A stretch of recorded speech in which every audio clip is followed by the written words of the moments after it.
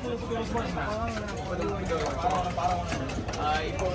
இந்த மாதிரி வீக் டேஸில் இந்த மாதிரி சண்டேஸில் எவ்வளோ நேரம் மீன் வெட்டுறீங்களா? சண்டேஸில் மணி 12 மணி வரைக்கும் மீன் விடுவோம். விடிகாலம் 4 மணிலேருந்து 4 மணிக்கு ஆரம்பிச்சு 12 மணிக்கு. மற்ற நாளில் எப்படி இருக்கும்? மற்ற நாள் 5 மணிக்கு ஆரம்பிச்சு 10 மணிலாம் முடிச்சுருவோம். ஏதாவது மீன் வெட்டுறதுக்கு கொஞ்சம் இப்போ என்ன நீங்கள் மின்னல் வெஹிக்கிள் எல்லாத்தையும் வெட்டி வச்சுருக்கீங்க, இந்த மீன் வகை வந்து ரொம்ப சவாலாக இருக்கும் அப்படின்னு இருக்கா? ஆமாம், ஒரு 20 கிலோ 30 கிலோ மீன்லாம் நார்மலாக வெட்டிடலாம். அது கொஞ்சம் பெருசாக இருந்தால் கொஞ்சம் சவாலாக தான் இருக்கா. எந்த மீன்லாம் அப்படின்னா? எந்த மீன்னா இந்த கோலா மீன் நம்ம நார்மலாக வெட்டுற மீன்லாம் வந்து 50 கிலோ மீன் வந்து ஈஸியாக வெட்டிடும். ஈஸியாக வெட்டி வந்துடும். 50 கிலோ மீன் கூட ஒரு அரை மணி நேரத்தில் வெட்டிடுவோம். அது வந்து கம்மியாக கூட வெட்டிடுவோம். ஸ்லைஸ் போடலாம்ண்ணா, ஸ்லைஸ் போடலாம். 50 கிலோ மீன் கூட அப்படியே வெட்டிடுவோம், ஈஸியாக வெட்டிடுவோம்.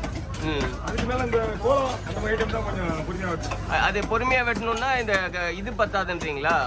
இடம் பத்தாது வெட்டுறதுக்கு அப்படின்றதா? பொறுமையாக அது கூட்டு போட்டு கட் பண்ணுறதுக்குள்ள அது டைம் ஆகிடும்.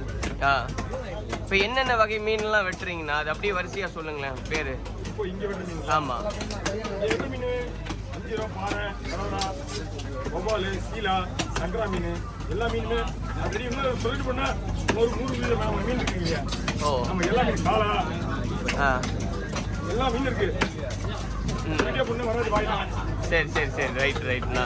இப்போ இது வேலை செஞ்சுட்டு இருக்கும் போது உங்களுக்கு அடிபட்டது அந்த மாதிரி எல்லாம் உண்டானா?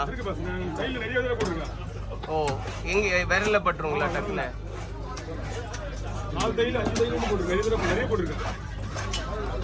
அதான் இப்போ கிளவுஸ் மாத்திட்டு இருக்கீங்க, அது பாக்குற எவ்வளவு நேரத்துக்கு ஒருக்க மாத்திடுவீங்கண்ணா? எங்க கட்ட விரல்ல ஆகுமா? என்ன காரணம்? அது இந்த கத்தி வந்து அந்த ஒரு விரல மட்டும் தனியாக நீட்டிட்டு இருக்கான்.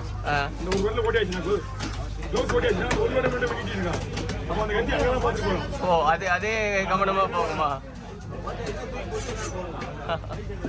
எவ்வளவு சுமாரா இப்போ எவ்வளவு தடவை கிளவுஸ் மாத்துவீங்கண்ணா? சுமாரா சொல்லணும்னா ஒரு நாளைக்கு ஒரு சண்டே மட்டும் கிளவுஸ் மாத்துவோம். ஒரு நாளைக்கு கிளவுஸ் தான் வரும். அதுக்கப்புறம் சண்டே மட்டும் தான் கிளவுஸ். அது ஓட்டி ஆனதா இல்லைன்னா அதே கிளவுஸ் தான் கடைசி. ரைட்ண்ணா. இப்போ சுமாரே எவ்வளோண்ணா? இப்போ ஒரு பெரிய மீன் வெட்டுறீங்கன்னா எவ்வளோ சார்ஜ் பண்ணுவீங்க? சின்ன மீன்னா எவ்வளோ? பார்த்தீங்கன்னா ஒரு கிலோ 20 ரூபா வெட்டுறது. நம்ம காசு வெட்டுறதுனால அந்த மாதிரி வாங்க மாட்டாங்க. மீனுக்கு ஏற்ற மாதிரி தான் வாங்குறது. எடை போட்டு வாங்கணும்னா இந்த மீன் 4 கிலோ 5 கிலோ இருக்கும். 100 ரூபா வாங்கணும். நாங்கள் அப்படி வாங்க மாட்டோம். 80 ரூபா அவ்வளோதான் மேக்ஸிமம். இல்லை 100 ரூபா. நாங்கள் ரேட்டுக்கு ரொம்ப கம்மி பண்ணி கேட்போம். அவங்க எப்படி ரூபா கம்மி பண்ணிடுவாங்க. 80 ரூபா வாங்குவோம், அவ்வளோதான். இப்போ உங்களுக்கு ஞாபகம் இருக்காண்ணா, இந்த மீன் தான் எனக்கு வெட்டுறதுக்கு சிரமமா இருந்துச்சு, ரொம்ப நேரம் எடுத்துச்சு அப்படின்னு ஏதாவது இருக்கா? எனக்கு அது மாதிரி கிடையாது. 40 கிலோ 50 கிலோ மீன் மேலே வெட்டுறேன். எந்த மீன் இந்த மாதிரி போடணும் அந்த டைம் வெட்டுவேன். பிடிச்சிடுவேன் எந்த மீன் இருந்தாலும். இப்போ ஒரு மீனும் ஒரு மாதிரி வெட்டணுமாண்ணா? அது எப்படிண்ணா? அது முன்னாடி இருந்தே அது பழக்கம்ன்றனாலயா? அது அவங்க எப்படி கேட்கறாங்களோ அதே மாதிரி தான். அவங்க வந்து ஒரு மீன் ஒரு மாதிரி வெட்ட சொல்லுவாங்க. இந்த மீன் என்ன பண்ணுவாங்க? சரி, அந்த பீஸ் மட்டும் தனியாக ஒரு ஸ்லைஸ் தனியாக எடுக்கலாம். வந்து அதை எடுத்து டிக்கெட் போடணும். ரைட். கேட்பாங்க, வர்க்கத்து கேட்பாங்க. அவங்களுக்கு தேவையானதை. ஆனால் இப்போ உங்களுக்கு நிறைய ரசிகர்கள் இருக்காங்க, நாங்கள் பார்த்துக்கிட்டே இருக்கோம். குறிப்பாக வெளிநாட்டு ரசிகர்கள் அதிகமாக இருக்காங்களாங்க. என்ன சொல்கிறாங்கண்ணா? நான் சென்னை தான், இங்கே வந்தேன், எனக்கு ஒரு மீன் வாங்கிக்கோங்க அப்படின்னு கேட்டு வாங்கி போனாரு. வாங்கி கொடுங்கன்னு கேட்டு வாங்கிட்டு போனாரா? நீங்க வாங்கிக்கோங்க, வாங்கி கொடுத்துருங்க அப்படின்னு வாங்கிட்டு போனாரு என்கிட்ட. ரைட். நான் வெளிநாட்டுல இருந்து கூட வர்றாங்கன்னு கேள்விப்படுறோம். வர்றாங்களா? எல்லாம் தமிழர்கள் தான். ஏன்னா அவங்க இதுக்குள்ளே வரது கிடையாது. இங்கே வரதுக்காக வராங்க. இங்கே வரும்போது என்ன பார்க்குறாங்க? இங்கே வந்து என்ன பார்த்துட்டு அமெரிக்காவில் ஒரு இருந்தாங்க, அவங்க ஃபேமிலியாக இருந்தாங்க. சரிண்ணா. எல்லாமே ஃப்ரெஷ்ஷாக வாங்கி கொடுத்தேன். அவங்க பையன் கொடுத்தாங்க.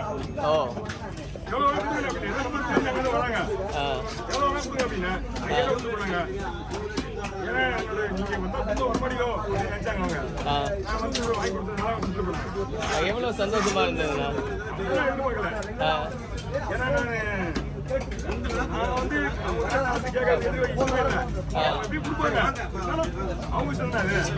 இல்லை என்னெல்லாம் பேசுறாங்களா? இப்போ நீங்க உங்க வீடியோஸ் எல்லாம் பார்த்துட்டு வர்றாங்க இல்லையா, எப்படி வியந்து என்னெல்லாம் சொல்றாங்க? நீங்க எல்லாரும் நான் சொல்லுவாங்கல்ல, எல்லாரும் தான் எங்கிட்ட மீன் வெட்டுறாங்க அப்படி நம்ம கிட்ட மட்டும் என்னன்னா நீங்க கொஞ்சம் ஸ்பீடா வேலை செய்றீங்க. அதே மாதிரி உங்களுக்கு வேலை நீட்டா இருக்கு, சுத்தமா இருக்கு. அதனால எல்லாரும் உங்க வீடியோ பார்த்து தேடி வராங்க. நீங்க சொன்ன டைமிங்க்கு உங்களுக்கு அந்த வேலை முடிச்சு போறீங்க. அதனால ஏன்னா அதிகமா இருந்தாலும் நின்றுட்டு வெட்டிட்டு போறோம் உங்ககிட்ட. ஏன்னா அதிகமா இருந்தாலும் நின்று வெட்டிட்டு போறோம். அவங்ககிட்ட முடிச்சு வெட்டுறத நின்று காலியா இருந்தா கூட அந்த டைம் ஆகுது. நீங்களும் உடனே முடிச்சிருக்கீங்க, அதனால உங்ககிட்ட வெட்டிட்டு போறேன் அப்படின்றாங்க. இப்போ நீங்க வெளியெல்லாம் போகும்போது அடையாளம் பார்த்துட்டு வந்து கேட்கறது பேசுறது அதெல்லாம் உண்டானா? ஏதோ ஒரு சூடனை பாக்குற மாதிரி பாக்குறாங்க. யாரை பாக்குற மாதிரி? நேர்ல பேச மாட்டாங்க. ஒரு வீட்டுக்குள்ள இருக்கிற அப்படின்னு பாக்குறாங்க. பட் நேர்ல பேச கேக்குறாங்க. ஒருவேளை நீங்க ஒரு கம்பீரமா இருக்கிறதுனால பயப்படுறாங்களோ?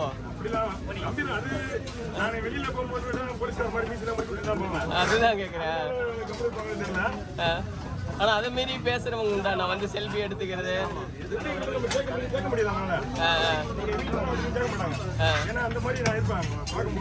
இல்ல, அதான் நீங்க கண்ணிலே பேசுவீங்களா, பக்கத்துல வராதீங்கன்னு?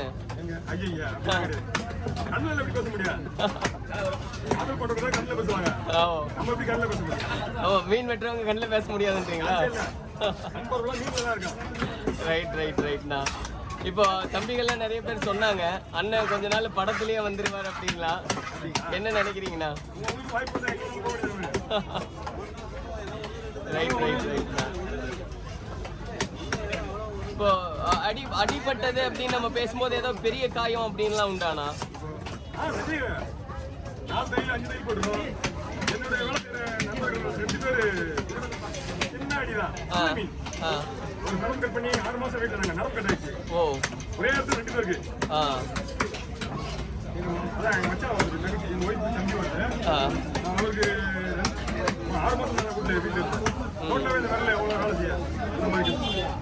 உங்களுக்கு அந்த மாதிரி அடிபட்டப்ப எத்தனை நாள் வெட்ட முடியாம போயிருக்குண்ணா?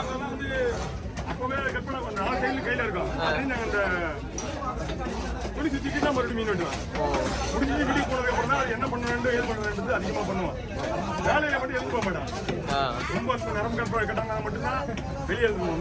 நாங்க நான் தெரிஞ்ச இருந்தாலும் நரம் கட்டாங்க யாருமே கிடையாது.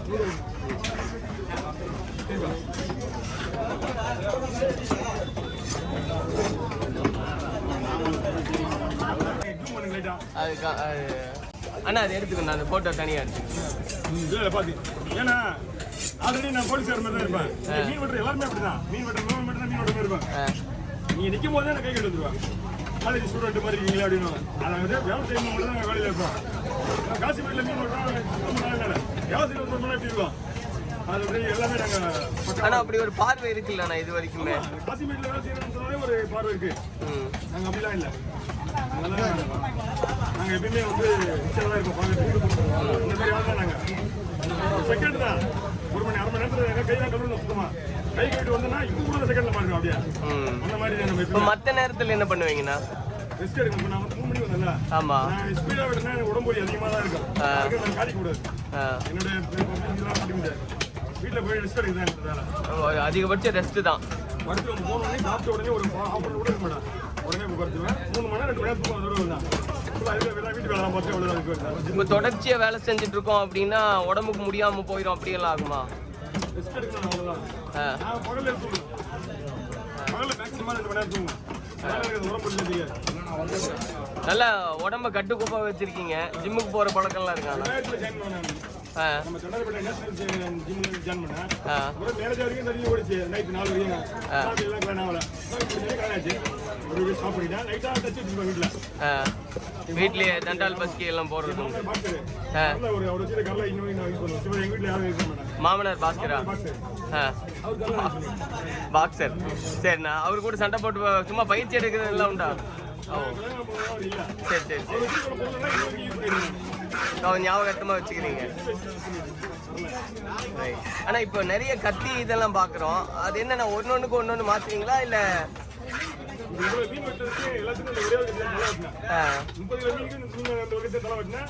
ஏன்னா கத்தி சின்னதாக இருந்தாலும் அந்த புறம் அதுதான் இருக்கு. இல்ல அதான் தலைக்கு ஒரு கத்தி அப்படியா? தலைக்குன்னு எல்லா இதுக்குமே தலைக்கு ஒரு கத்தி, மஞ்சத்துக்கு ஒரு கத்தி. அது அப்படியே சும்மா காமிங்களேண்ணா, எது எது எந்த கத்தி எதுக்குன்னு. வந்து 4-5 வெரைட்டி இருக்கும். என்ன வீட்டுல விடவே இல்லை. ஏன்னா மஞ்சள் வந்து 10 மீன் ஒன்று இதுவாயிடும். இப்போ நீங்க ரொம்ப வேகமா வெட்டுறீங்க இல்லைன்னா, இது எப்படி வந்ததுன்னா இதுக்காக தனியா பயிற்சியெல்லாம் எடுப்பீங்களா முன்னாடி? நீங்க பேசும்போது எனக்கு தெரியும். நீங்க எடுக்கிற வீடியோலையா நான் சொல்றது பாதி பேர் புரியாது. பாதி பேர் புரியாது. ஏன் எதனால? என்ன ஸ்பீடு பேசுறது இல்லையா? நடக்கும்போது ஸ்பீடு. ஓ எல்லாமே அது ஆல்ரெடி வருது. இப்போ நீங்க எப்படி நான் இந்த தொழிலுக்கு வந்தீங்க? சின்ன வயசுல இருந்து பார்த்து ஆசைப்பட்டு வந்ததா இல்ல எப்படி?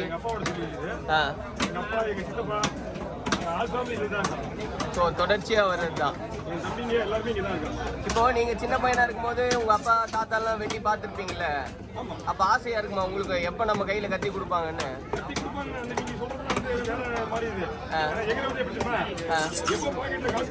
ஓ சரி.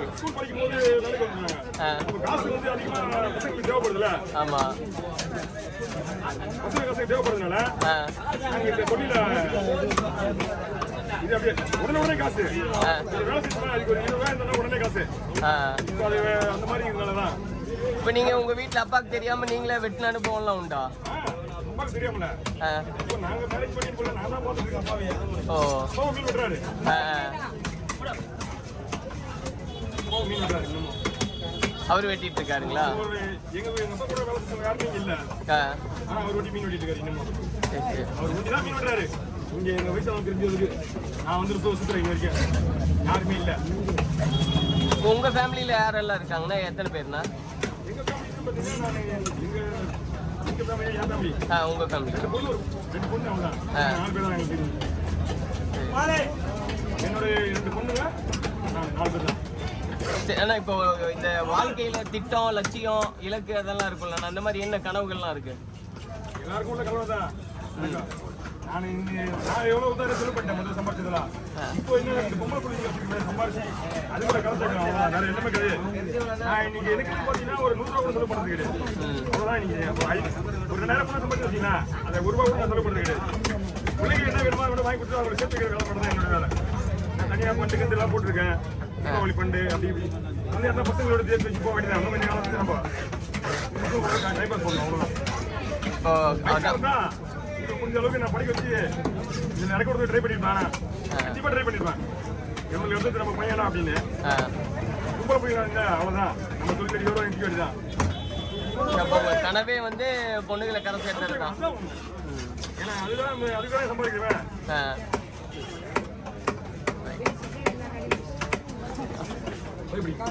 வேற ஏதாவது இருக்கா ப்ரோ?